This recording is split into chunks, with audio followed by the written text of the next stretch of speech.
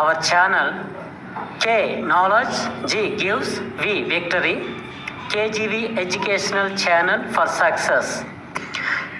ఈ వీడియో మీకు నచ్చినట్లయితే మా ఛానల్ని సబ్స్క్రైబ్ చేయండి, షేర్ చేయండి, లైక్ చేయండి. Hi everyone, hour KGV education ఛానల్కి స్వాగతం. డైలీ కరెంట్ అఫైర్స్లో భాగంగా మే 23వ తేదీకి సంబంధించిన కరెంట్ అఫైర్స్ ఇప్పుడు డిస్కస్ చేద్దాం. మొదటి ప్రశ్న, అంతర్జాతీయ జీవ వైవిధ్య దినోత్సవం ఏ రోజు జరుపుకుంటారు?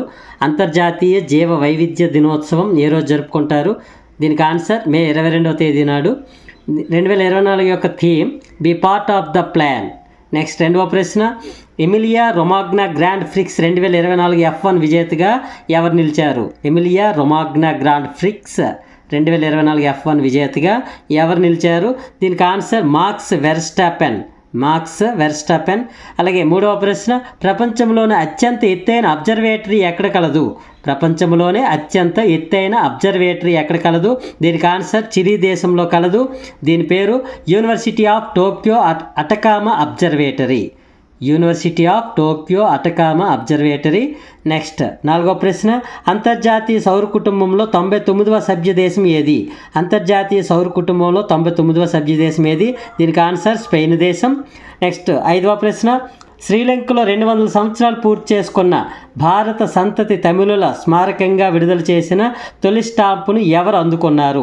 శ్రీలంకలో 200 సంవత్సరాలు పూర్తి చేసుకున్న భారత సంతతి తమిళుల స్మారకంగా విడుదల చేసిన తొలి స్టాంపును ఎవరు అందుకున్నారు? దీనికి ఆన్సర్ భారత ఆధ్యాత్మిక గురువు శ్రీ రవిశంకర్ గారు. నెక్స్ట్ ఆరవ ప్రశ్న, కాలిఫోర్నియాలోని సాక్రమెంటో సుపీరియర్ కోర్టు జడ్జిగా ఎవరు నియమితులయ్యారు?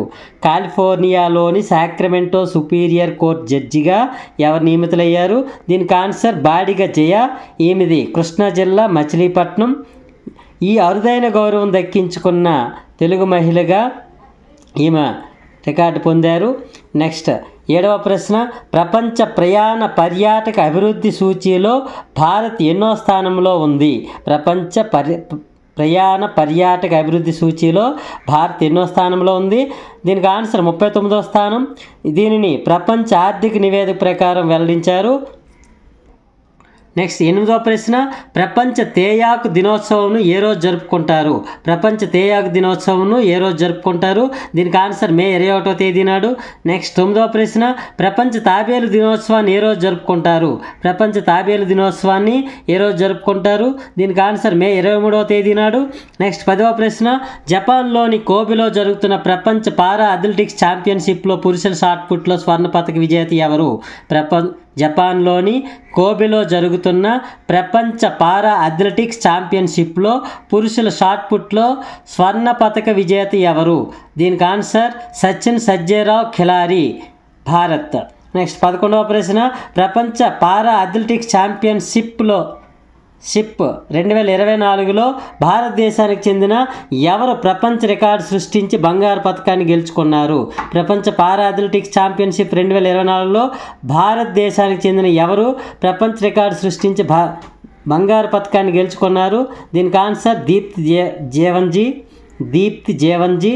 ఈమె 400 మీటర్ల రేసును 55.07 సెకండ్లలో పూర్తి చేసి రికార్డును సాధించారు. గతంలో ఈ రికార్డును అమెరికా దేశానికి చెందిన బ్రెన్నా క్లార్క్ ఈ రేసును 55.12 సెకండ్లో పూర్తి చేసిన రికార్డు సాధించారు. దానిని ఇప్పుడు ఈ రికార్డును దీప్తి జీవన్జీ తిరగరాశారు. ఓకే గాయ్స్, మరి ఈ వీడియో మీకు ఏ విధంగా ఉపయోగపడినట్లయినా ఈ వీడియోని లైక్ చేయండి, ఈ వీడియో కింద కామెంట్ చేయండి, అలాగే అవర్ కేజీవీ ఎడ్యుకేషన్ ఛానల్ని సబ్స్క్రైబ్ చేయండి. Okay, thank you.